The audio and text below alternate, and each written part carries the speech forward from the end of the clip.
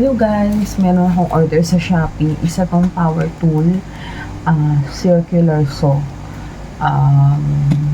Ngayon ko lang na-receive, so buksan natin.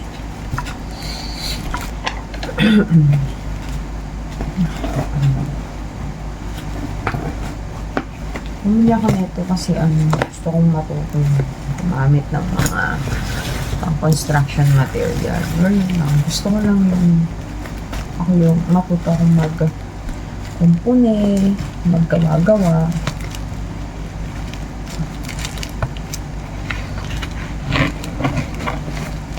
In case,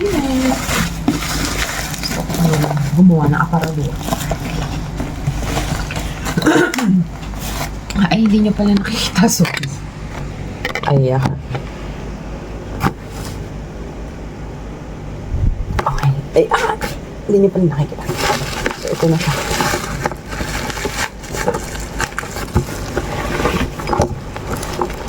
Ano yung circular saw. So, yung lalagyanan ay medyo kuping-kuping. Kuping. Sorry guys, kasi yung may bilog siya. Alam mo yung may bilog siya. May siya ng bilog. Ayan. Saan natin yung loob. Ay, sirap na. So, ganito lang siya ulit. Wala siyang sa loob yung mga bubble wrap. Pag nabagsak pala to, sira na. Kasi wala lang support sa loob.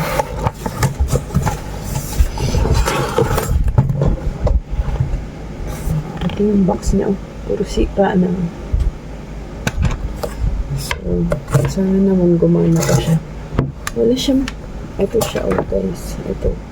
So, usually, ganito yung ginagamit ay binibili ko yung may saksakan kasi sa experience ko madaling masira yung battery.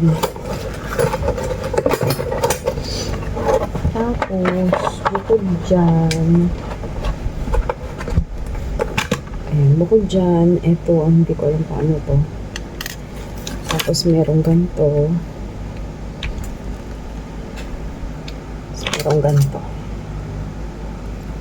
Tapos, may dalawang blade. Ito. Iba ng blades.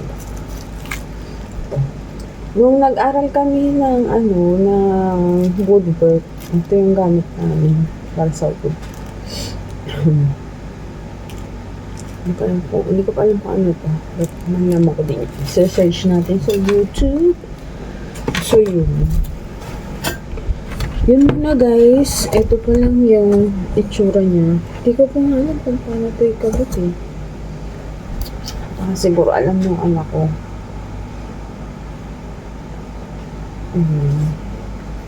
So, timing siya kasi yung aparador namin yung nalagyan ng TV namin sa taas, diba, is nag-curve siya. Yung dalawang gilid niya is umangat. So, mahal ko is chop-chopin na lang yun. Tingnan ko kung ano pa yung magagamit kong parts.